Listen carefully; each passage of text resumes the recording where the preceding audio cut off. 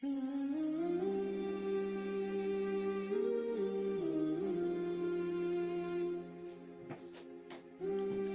اللہ الرحمن الرحیم یوم تبدل الارض غیر الارض والسماوات وبرزوا للہ الواحد القہار۔ جس روز زمین دوسری زمین سے بدل جائے گی اور آسمان بھی بدل جائیں گے اور سب لوگ اللہ کے لیے ظاہر ہو جائیں گے جو واحد قہار۔ قیامت کے دن زمین اور آسمان میں تغیر اور تبدل سب لوگوں کی حاضری میں اور مجرمین کی بدحالی، حساب کتاب اور جزا سزا کے بارے میں اس آیت مبارکہ میں اللہ جل شانہ نے ارشاد فرمایا۔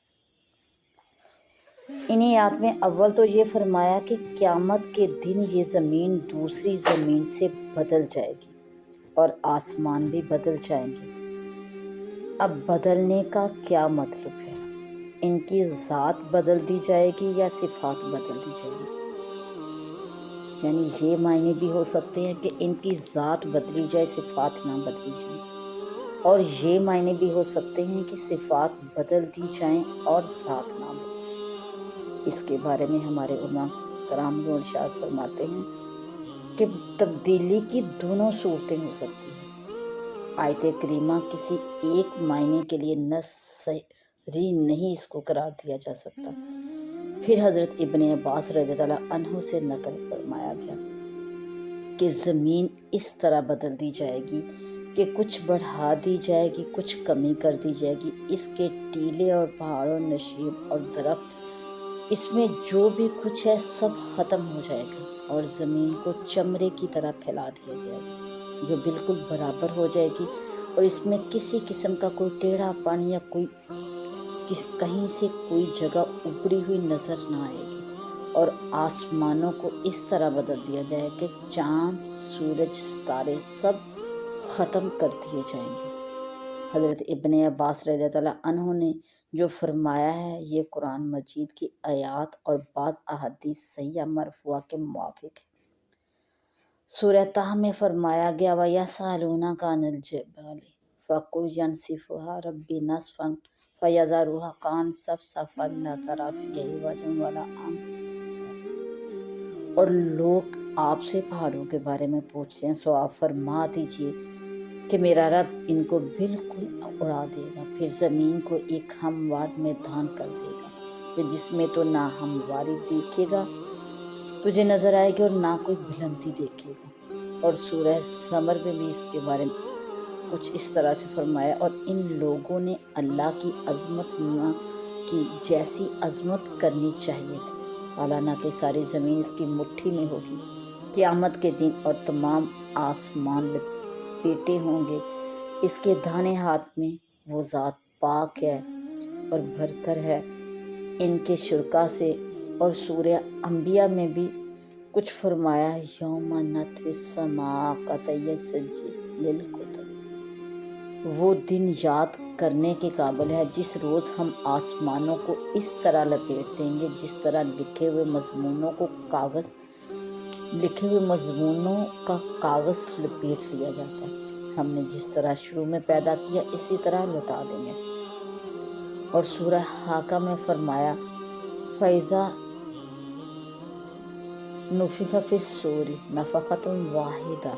پھر جب سور میں یک بارگی پھونک ماری جائے گی اور زمین اور پہاڑ اٹھا لیے جائیں گے، پھر دونوں ایک دفعہ میں ریزہ ریزہ کر دیے جائیں گے، تو اس روز وہ ہونے والی چیز ہو پڑے گی اور آسمان پھٹ جائے گا اور وہ اس روز بالکل دھوتا ہوگا۔ اور سورہ معارج میں بھی فرمایا کہ جس دن آسمان تیل کی تلچھٹ کی طرح ہو جائے گا اور پہاڑ رنگین اون کی طرح ہو جائیں گے۔ اور سورہ تکویر میں بھی ارشاد فرمایا وَإِذَا السَّمَاءُ كُشِطَتْ، اور جب آسمان کھل جائے گا۔ اور سورۃ الانشقاق میں فرمایا اِذَا السَّمَاءُ انشقت، جب آسمان پھٹ جائے گا اور اپنے رب کا حکم سن لے گا وہ اسی لائق ہے، اور زمین کھینچ کر بڑھا دی جائے گی اور اپنے اندر کی چیزوں کو باہر ڈال دے گی، اور خالی ہو جائے گی اور اپنے رب کا حکم سن لے گی اور وہ اسی لائق ہے۔ سہل بن سعد رضی اللہ تعالیٰ عنہ سے روایت ہے کہ رسول اللہ صلی اللہ علیہ وآلہ وسلم نے اس بارے میں ارشاد فرمایا کہ قیامت کے دن لوگ سفید زمین پر جمع کیے جائیں گے۔ اس کے سفید رنگ میں کچھ مٹیالے رنگ کی ملاوٹ ہوگی اور وہ میدے کی روٹی کی طرح ہوگی، اس میں کسی قسم کی کوئی نشانی نہ ہوگی۔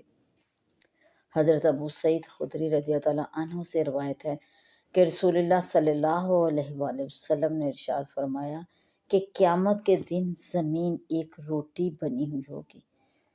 جبار جل مجدہ اسے اپنے دست قدرت سے، اللہ جل شانہ اسے اپنے دست قدرت سے اس طرح الٹ پلٹ فرمائے گا جس طرح تم اپنی روٹی کو سفر میں الٹ پلٹ کرتے ہو۔ یہ زمین اہل جنت کو کھانے کے لیے ابتدائی مہمانی کے طور پر پیش کی جائے گی تاکہ وہ زمین کے سارے مزے مجموعی طور پر چکھ لیں اور اس کے بعد جنت کے مزے چکھیں تو لطف دوبالا ہوگا۔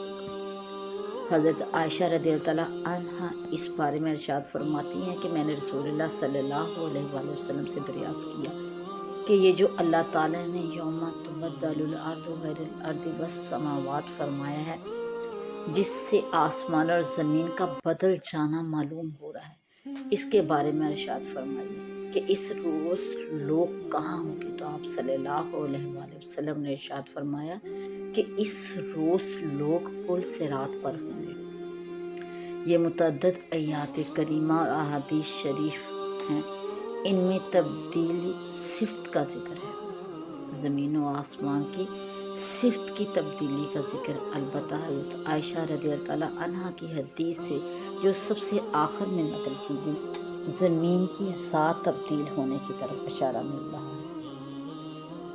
اس حدیث کے ظاہر میں لکھا ہے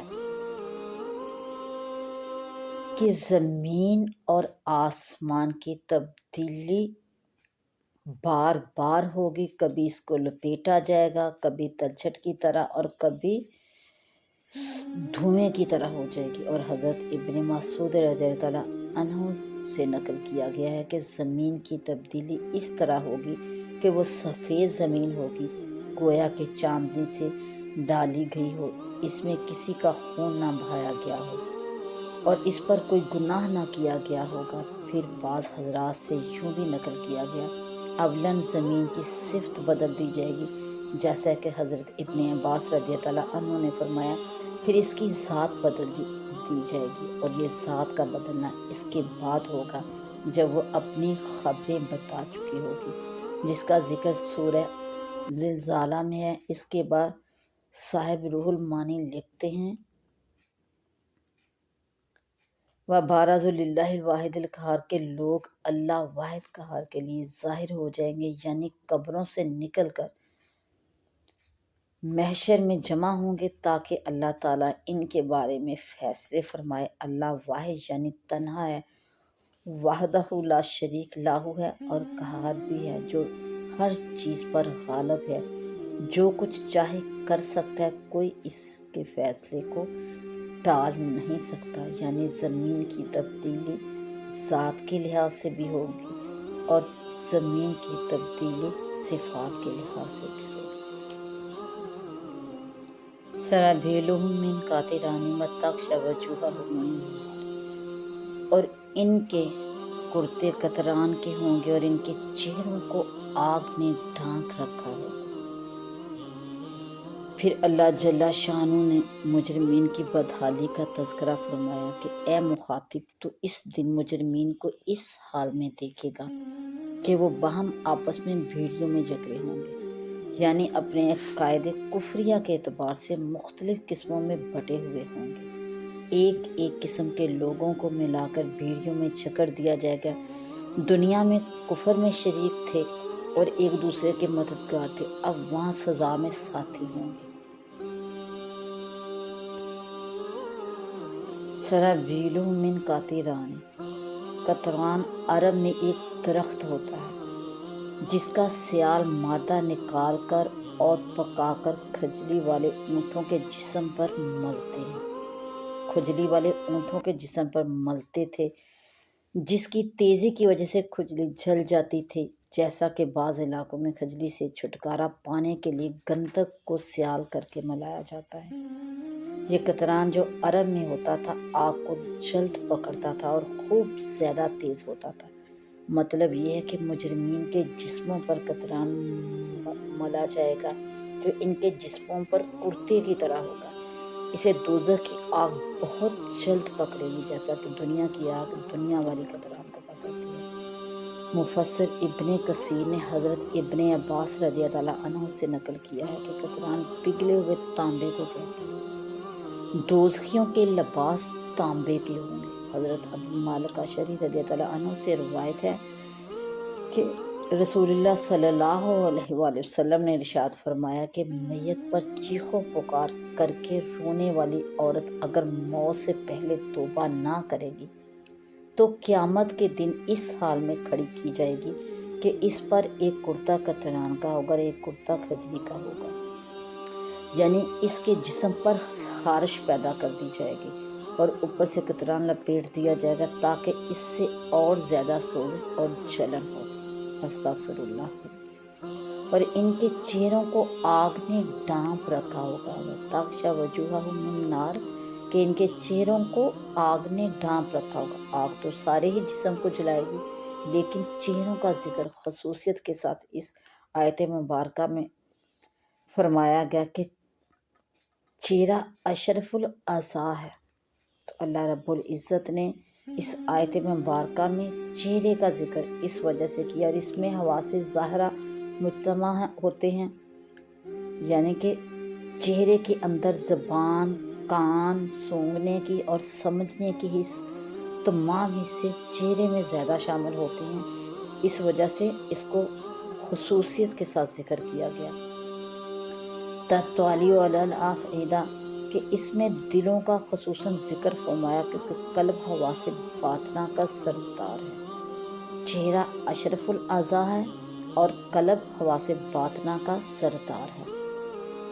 لیجزی اللہ کل نفس ما کسبت ان اللہ سریع الحساب، تاکہ ہر جان کو اس کے کیے ہوئے اعمال کی سزا دے، بلا شبہ اللہ جلد حساب لینے والا ہے۔ لیجزی اللہ کل نفس ما کسبت، یعنی اللہ تعالیٰ مجرمین کے ساتھ مذکورہ معاملہ فرمائے گا تاکہ ہر جان کو اس کے کیے کا بدلہ دے دے۔ ان اللہ سریع الحساب، بلا شبہ اللہ جلد حساب لینے والا۔ ایک ساتھ جلدی سب کا حساب لے سکتا ہے، ایک کا حساب لے اس میں مشغول ہو جائے اور دوسرا یہ سمجھ کر کہ ابھی تو میرے حساب میں دیر ہے، آرام پالے، ایسا نہیں ہو۔ ھذا بلاغ للناس ولینذروا بہ ولیعلموا انما ھو الہ واحد ولیذکر اولو الالباب، اور یہ پہنچا دینا ہے لوگوں کو اور تاکہ وہ اس کے ذریعے ڈرائے جائیں، تاکہ وہ جان لیں کہ وہی ایک معبود برحق ہے اور تاکہ عقل والی نصیحت حاصل کریں۔ آخر میں فرمایا ھذا بلاغ للناس، کہ یہ قرآن لوگوں کو پہنچا جانے والی چیز ہے، اس میں نصیحت اور موعظہ ہے۔ وَلِيُنذَرُوا بِهِ، تاکہ لوگوں کے اس کے ذریعے سے ڈرایا جائے، وہ موت کے بعد کے لیے فکر مند ہوں، کفر کو چھوڑے اور ایمان قبول کرے۔ تو اللہ جل شانہ نے اس آیت مبارکہ میں یہ جو پہلی آیات ہیں ان سب کا نچوڑ بتا دیا، بلکہ پورے قرآن کا نچوڑ بتا دیا کہ یہ قرآن کا پہنچا دینا ہے اور اس کا لوگوں تک پہنچنے کا مقصد کیا ہے کہ دو راستے ہیں۔ ایک راستہ وہ جس پر اللہ تعالیٰ کی فرما برداری ہے اور اس کا انجام ہے، دوسرا راستہ وہ جس میں اللہ تعالیٰ کی نافرمانی اور اس کا انجام ہے۔ تو اللہ تعالیٰ کی فرما برداری کا انجام اللہ تعالیٰ کی تیار کردہ جنت اور اللہ تعالیٰ کی نافرمانی کا انجام جہنم ہے اور جہنم کی آگ ہے۔ تو پھر اللہ جل شانہ نے اس کے بعد وَلِيَعْلَمُوا أَنَّمَا هُوَ إِلَٰهٌ وَاحِدٌ، کہا کہ وہ جان لیں کہ اللہ تعالیٰ معبود ہے، تنہا ہے، اس کا کوئی شریک نہیں۔ وَلْيَذَّكَّرْ أُولُو الْأَلْبَابِ، تاکہ عقل والے نصیحت حاصل کریں، اللہ کی صفات، خالقیت اور مالکیت کے بارے میں غور و فکر کریں، شرکیہ عقائد سے باز رہیں، ان میں سابقہ کی بغاوت اور پھر ان کی ہلاکت سامنے رکھیں اور اس سے عبرت حاصل کریں، اور یہ جان لیں کہ ہم انہیں برباد شدہ اقوام کے گھروں میں رکھے ہوئے ہیں جنہوں نے اللہ تعالیٰ کی بغاوت کی، جس کا برا انجام ان کے سامنے آ گیا۔ غور و فکر کے ذریعے عبرت حاصل کرنا لازم ہے۔